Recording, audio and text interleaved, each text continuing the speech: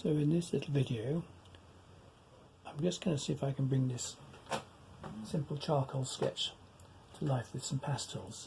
It's done on sugar paper, nothing substantial, using some, actually it wasn't quite white pastel, some pale blue pastel. Let's see if we can give it a little bit of a sparkle. So I have got, it's very difficult with pastels to describe the exact colours like I do with tubes of paint, because in these unison colours, for example, they talk about BV11, which is blue violet 11, but the colours don't seem to correlate to traditional names. So I've got some cobalt blue in a Rembrandt pastel here, which I think is probably a little bit too deep for this sky, but I'm just using an inch of it on its side and layering it up on top of the really pale colour. And one of the tricks of building up atmospherics in pastels is to build up layers of colour, combining smooth and blocked in colour, for example, with maybe textured strokes on top. So to start with, on most landscapes, I'll tend to do this. I'll build up a sky, perhaps pushing the colour into the paper, which is especially important if you've got a textured paper. But even on this less textured sugar paper, there is a bit of texture, so I need to push it right in. If you use the pastel very lightly, you actually get a bit of texture showing up. So if you want to get a smoother sky, you have to push the colour into the surface more. So I've probably used up almost half of that piece of pastel because it's very soft. Just getting that colour onto the paper. But as I said, it's about layers, so I've got a paler blue here. And as it's paler load, I'm going to put another layer of that on top, pushing firmly into the surface. You get a lot of dust coming off pastel. So when I'm working on an easel, it tends to collect on below the artwork. And if you blow, you get dust all over the place. So just be wary of that. But actually working on a slope like this, at least the dust tends to fall down off the surface. So I'm now just using the tip of the pastel to get into the detail around the chimneys and then the side of it to block in. So we're just building up a nice body of colour. And if you've got a cloudy sky or a more complex sky, you can by all means draw out those clouds, draw out those shapes. Now in this instance we've got some strips of cloud, and actually there's a hint of pink in it, so I've actually got a very pale fleshy pink here, which I'm going to use straight into those colours, just to, there we are, blow the dust away, just to create a little bit of extra interest in the sky. So pale pink, and if you need, you can even get a white and work that on top if you want to create a little bit more excitement. But I don't think we need too much happening in the sky. So a smudge of white here or there. I think I'm just putting it on there. And this is another and this is a schminker actually, which is a very soft pastel. And these ultra softs are great for just pushing atmospheric colours into your first layer of the subject. So we've got a little bit of movement there. There's also a little puff of cloud over on the other side. And you'll notice I'll put it in a more pronounced way, which using the tip of the pastel, drawing it in, and then I can smudge it, push it with my finger, or if we get into real complex details, I will even use a stump, which I'll come to later. But just a few little finger smudges, so you do get yourself covered in pastel. And so a lot of pastel artists tend to use things like baby wipes are very good, moist wipes, soft rag. I've just got my normal painting rag here and I don't get most of the dust off my fingers with that. So just be careful to get the colour right up into the edges, into the details. So I've got it right into the corner here next to the chimney line, just smudge it away from the house so I get the effect of a smooth and cloud in the sky. So we're just building up from the background, and some artists actually fix their work at this stage and then put another layer on when the fixative is dry, and that can work very well. Now, in the source photograph, there's a slightly deeper blue higher up. I've got a stronger blue here. You can use, if you look in your pastel box and you've only got a cold blue and a warm blue and they're too strong, you often have to take a darker blue like this, put it in, and then either put white or really pale blue on top of it to get a mixture. So you can see you can blend the colour that in completely, so it just merges into the existing colours. So if you have to use stronger colours, that's the way to do it, to balance them out. So let's just work down this picture. So one of the reasons you have to do that with, just going to blow the dust away, pastels, is that obviously if you complete an area down here and you're working up here, you can smudge it with your fingers. But pastels are a fantastic medium for speed. I've got this corally pink I'm using to pick up the light on the chimney pots, and the pink, the sort of brickwork on the chimney that's catching the sunlight. It's so instant, very slightly deeper corally pink, very effective, very quick. So let's work down onto the roof now, and we've got a sort of mauvey blue. So I have got here, I'm just managing the drawers of my pastel box. I've got quite a bright mauve here, but I've got another blue violet. This is a stronger one, so we can use this, but it's going to be too dark again. So often with pastels you have to put a couple of layers on. So what I'm doing with this is putting it on very lightly. I'm not pressing it into the paper, so you can see the texture in that. And then I can go over that, obviously, with, I'm going to use a paler blue here to see if I can get that down to the correct tone for the slate of the roof. That might be a tiny bit pale. So you can go back with the first one. There's also, interestingly, a nice little ridge of terracotta tiles, so I can use this pink to pick up on those. And if you need to get into real sharp edges using these square pastels, they're called carré pastels, French for square, they can work really well at getting into the sharp details. So you've got some bricky colours in the chimney pot. This is again with the unison, it's red 11. I think it's actually RE Red Earth, I think is the code there, but they don't put a proper name on the actual paper of the pastel. So this is the brickwork in shadow, and the same for the chimney pot. So using a big pastel like this on something quite detailed is quite tricky to get in there and get the sharp detail. And that's what puts off a lot of people who like the idea of pastels. So there are a few things you can do to help that, and one of them is to use a stump. This is just a very hard raw piece of paper, so I can push with the end of that into the brickwork I've just painted and actually push it up, right up next to the sky I've just painted to get a good sharp line. So that will help me control it, whereas my finger would be too coarse, it wouldn't get right into that detail.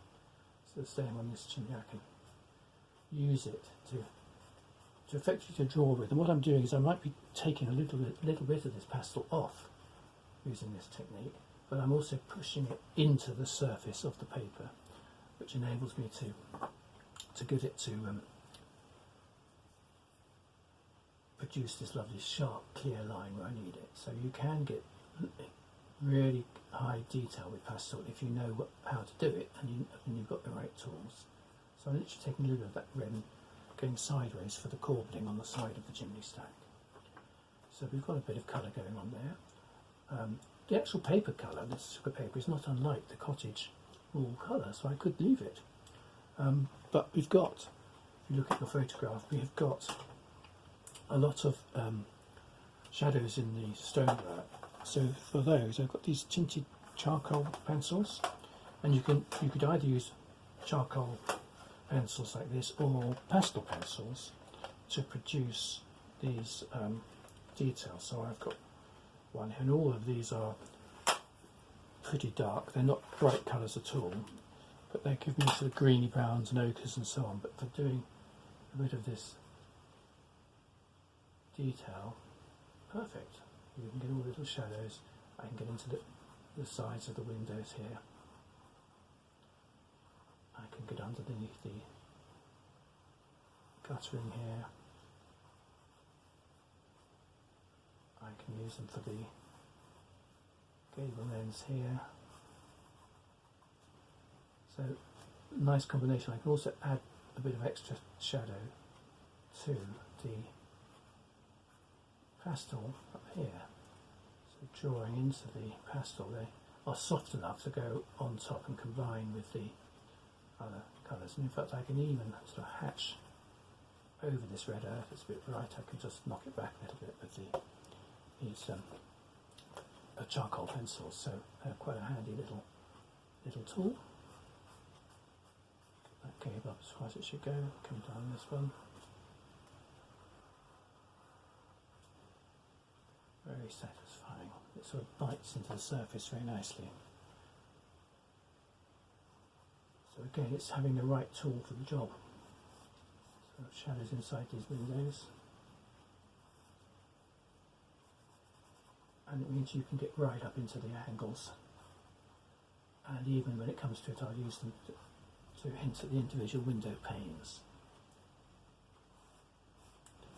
But of course, like all these things we do in art, your results very much depend on that first stage, getting that drawing right, which I showed you in the last video, getting the basic shapes right. Because if you've got those wrong, yes, you can rub this stuff out and rework it, but it's a lot of extra work that you can avoid. If you get it right in the first instance, it is much more, keeps everything much cleaner, it's much more likely to give a good result. So let's get the walls done, a bit more of this shading.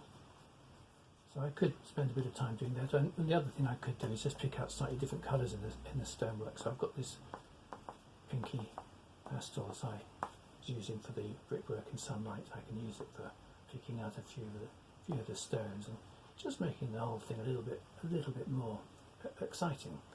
A little bit more information, a little bit more detail.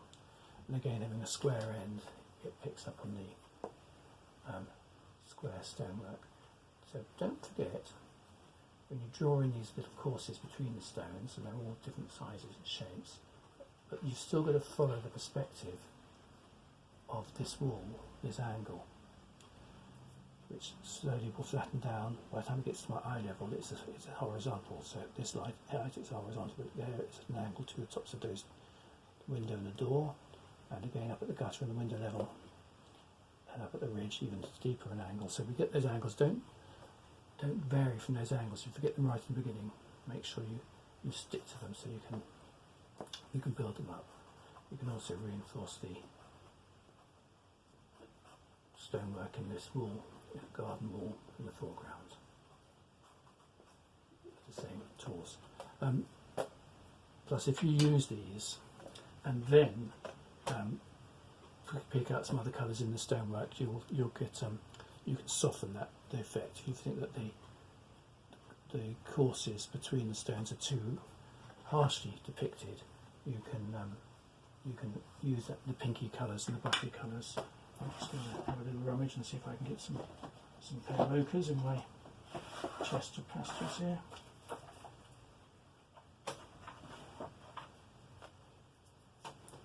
So I've got some grey, I've got a sort of creamy Naples yellowy one, I've got a bit of a grey one here which might be useful as well. Let's see if this works. And what I would say about using pastels, if you've tried them and get frustrated, is that you have to often mix, you don't always have the right colour in your box, so you have to mix the colour to get the right colour. And I think the way to do that is sometimes quite surprising. So for example, I've got this quite strong grey here. What I'm going to do is put that underneath and then put the pink on top, and then I get quite nice little buffy colour. So sometimes you've got to build up colours to get the result you want. Let's see if we can get the colour of this wall a bit better, because at the moment it's just got a little bit of charcoal on it with the colour of the sugar paper coming through. Let's just see if I can get some warm colours on top. So we've got, I've got a nice brown colour here, and I think if I just use it very lightly,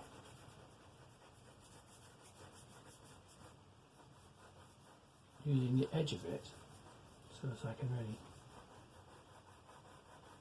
just get colour on top, I can get a pretty good effect. And it's actually called A27 in the Unison colours, so I have no idea what that stands for. Perhaps they've got a key somewhere which tells you what all the colours are. I put that on very lightly, and the other thing with the bigger stump here, I think I'll just smudge that in a bit more. It's very thin there, but I can sort of push it around, following again the direction of the stonework. I can also draw in a few little shadows with the charcoal, but mostly the grout in the wall here is lighter than the surrounding stonework. So what I've actually got here is, it's a white charcoal, would you believe? Tinted charcoal, white. Well, you can use white, but the thing about this is it's not very strong. It's not like a white pastel. So I can just push it into these stones, and it doesn't show up very much on camera, but it is just producing, it's controlling what's already there, just producing something slightly more convincing. So pushing white into it, I could use, so if I use the white pastel itself, it's too strong, it's too white. And the only way I could do that successfully is to put it on and then use a darker bit of charcoal or a bit of pastel next to that and just knock it back a little bit, and that would work. But it's quite a lot of work, but you can do that as well. But let's just see if I can use some of the pink I've used on the left side. If I just put that into that shadow colour, but very lightly, little sort of rectangular blocks here and there, just randomly. Get my stump, that's my smaller stump here. I can just push a few stony colours into the colours underneath, and you do get that suggestion of stones and textures. So it's a little, just knowing how to build the layers up and get the right result.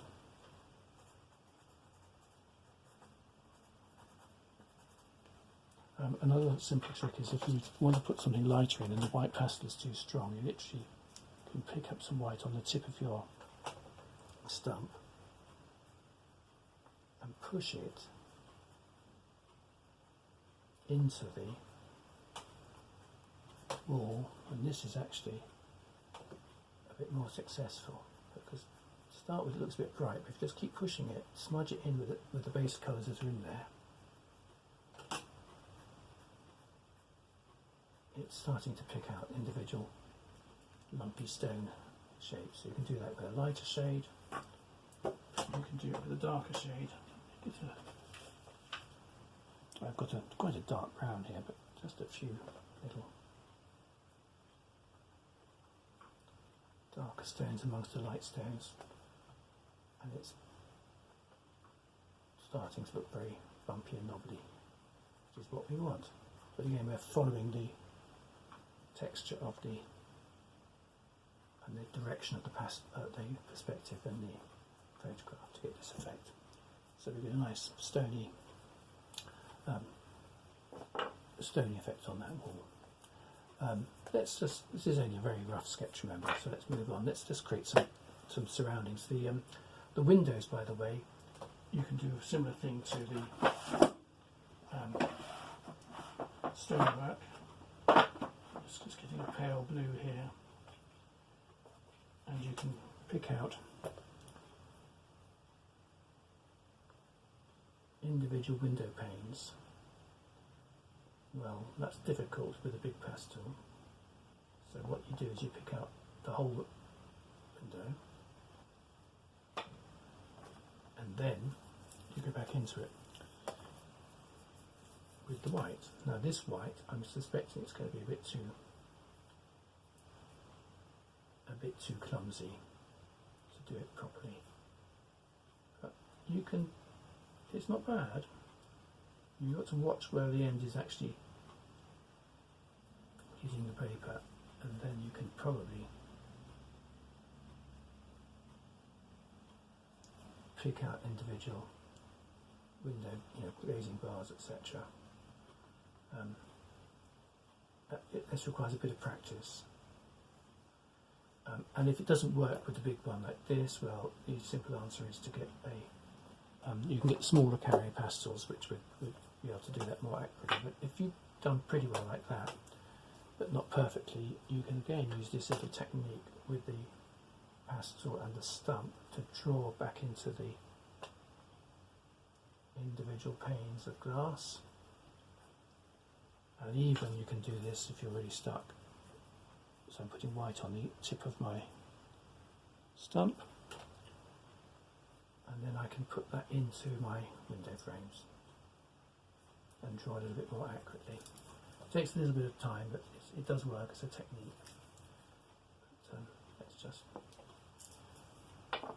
move on. So we can do that. We can do the same sort of thing, by the way, in the stone wall down here. A few different colours in it. And you don't have to be too meticulous here. You can get the effect pretty simply just by drawing, by picking out on these little highlights top of this wall, and similar on the drive. You've got these pinky browny colours again, so we can mix up the pinks, the browns, the greys, see if we can get the suggestion of that. But let's see if we can also get the rest of these details right. I want to, just before I move on to the foliage, I just want to see if I can pick out these window frames in the shadow side of the building, and these window frames are not quite so white, so I'm actually using a pale blue, and if it doesn't quite come up neatly enough, as it won't with this bigger pastel, a bit clumsy, again you can go back in. So in this instance I can use my little charcoal pencil to pick out the individual panes of glass, and in fact you could probably do this with a small blue pastel pencil more accurately and better than I'm doing it with this, because these window panes are actually reflecting the blue of the sky, not as bright as the sky, so you can pick them out. But I'm going to pick them out like this with the pencil just to show you how you can pick out the detail using the right tool, and then of course you can decide to use the right tool and the right colour if you're very clever. So let's just put that deeper blue in. I've drawn the edges with the charcoal pencil. There we go. Deeper blue into on top of that charcoal pencil. Now it looks more effective.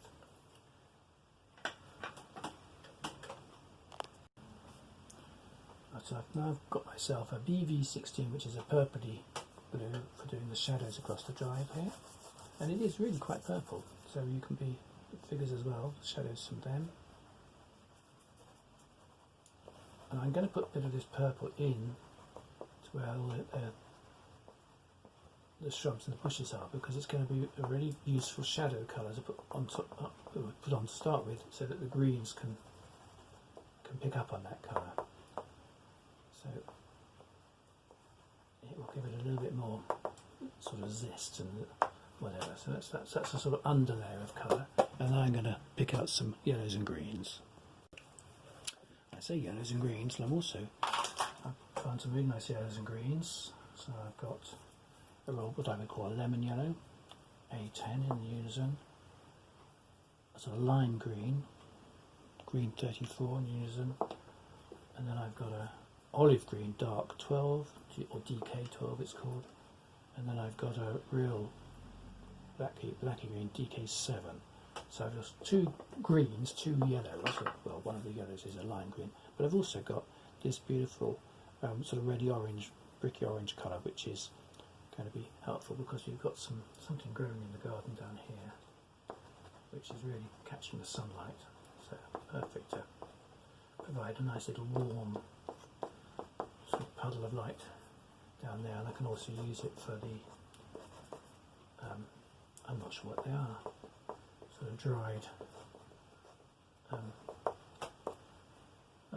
are they?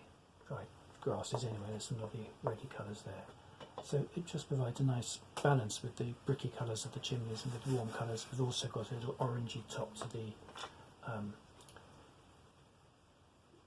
wall out here, on the top of the wall. It's got this sort of fringe of something catching the sunlight, so that's a nice little touch. And now to the green. So in the distance we've got this ivy-clad outbuilding, and I'm using an olive green as a sort of base colour, onto which I'm going to add some lime green to give the sort of effect of the sunlight on that. So we've got the sort of dark underneath and putting this really bright light green on top. And because they're so soft, these pastels, this one going on top almost obscures the one underneath. It's very effective. So it's also very good for producing these flowers catching the top, catching the sunlight. So let's do this main shrub in the middle. This one has got some real darks in, so I'm going to use this very dark green just to provide a little shadowy base colour.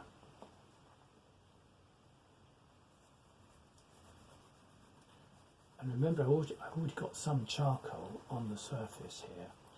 I don't want to put this on too thickly, so I'm putting it on quite sketchily, just literally scribbling and flicking it around, following the shapes, the contours.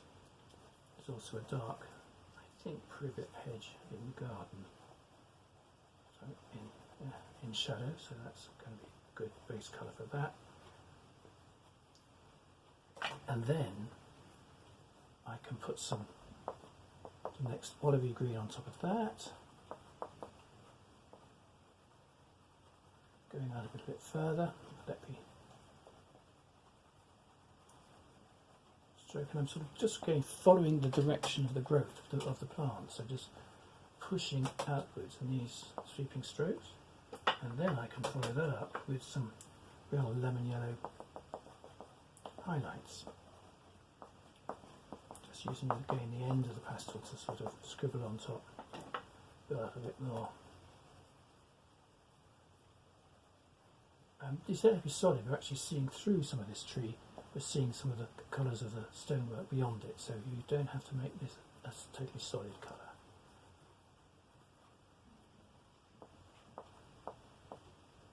But it's the build-up of the colour which is what's so effective with pastels, the way that one colour can really enhance the following colours.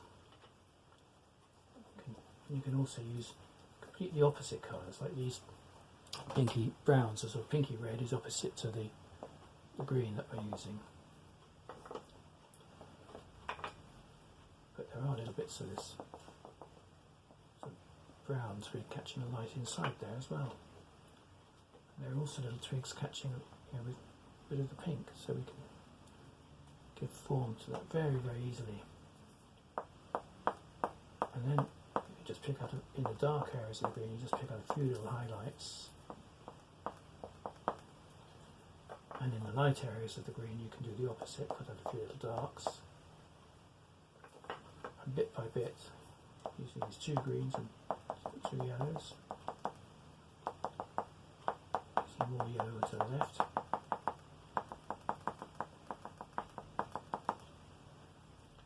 It actually gives volume really, really quickly. So let's just go down into this sort of flower bed in shadow. Again, I can bring the olive green on top of the other greens.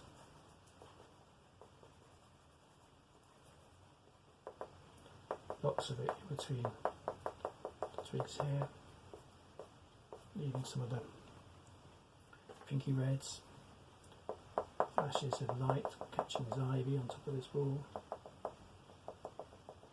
I mean, you can do it two ways. I started with the dark there.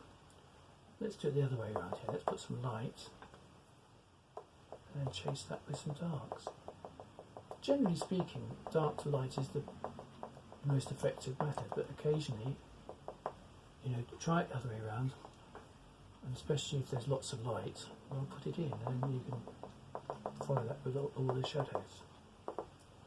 So we're getting there pretty quickly now.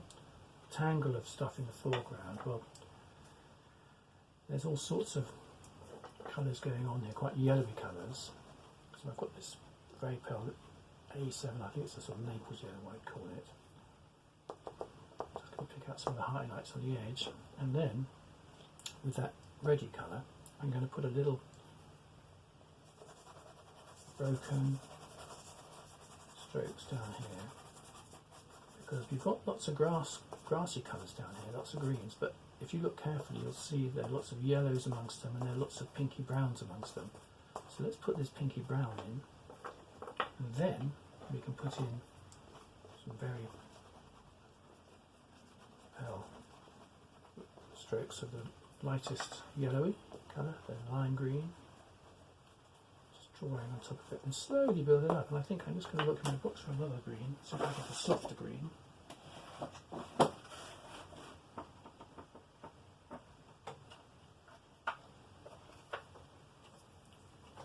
So we've got, this is a probably slightly cooler green, but very bright.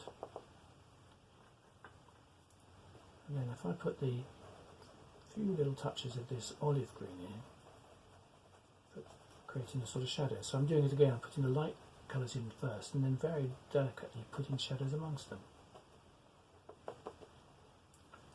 And then you can put in some real bright highlights. We've got white flowers here, we've got some yellows as well.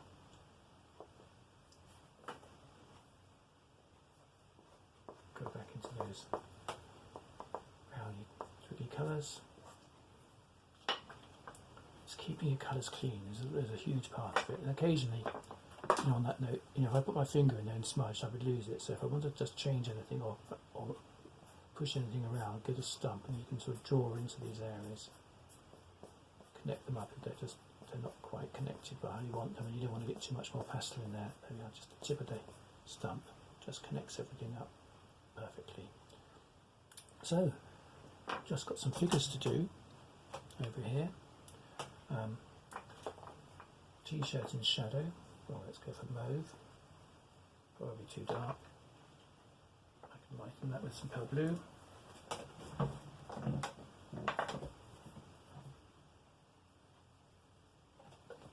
Jeans.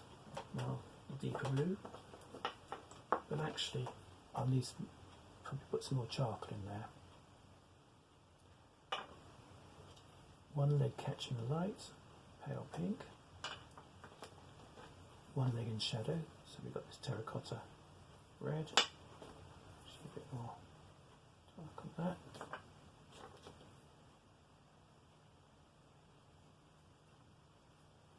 Arm catching some sunlight. Bit of shadow down one side of it. I'm just trying to suggest a figure here. So just little. So I'm not drawing the figure so much as just putting little flashes of, you know, light colours, dark colours. I've got a hat on, just catching the light. So I've done it white to start with, and then I'm going to put this pale yellow on top, just so I got that cleaner colours by doing that. And then we've got the hat in shadow, so the right side a little bit browner. And again, you may find it much easier to get some smaller pastels in on the job to do some stuff like this, but it's surprising how much detail you can suggest even with these big chunky pastels if you just put in these little tiny little smudges of colour like I'm doing. 1 foot on the ground, 1 foot coming up. behind, and a collie dog to the side, and then I get my little charcoal pencil to refine it slightly, and also to make the jeans a bit darker.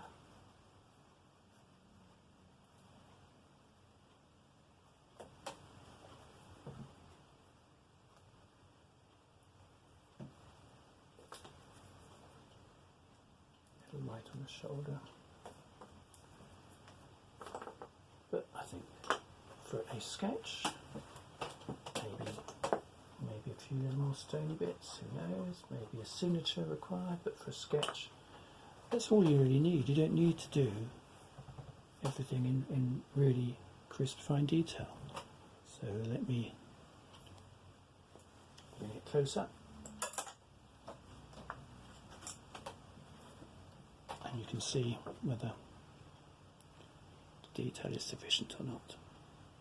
So we've got the figure, got the garden, got the cottage windows, we've got panes of glass, we've got a few flowers.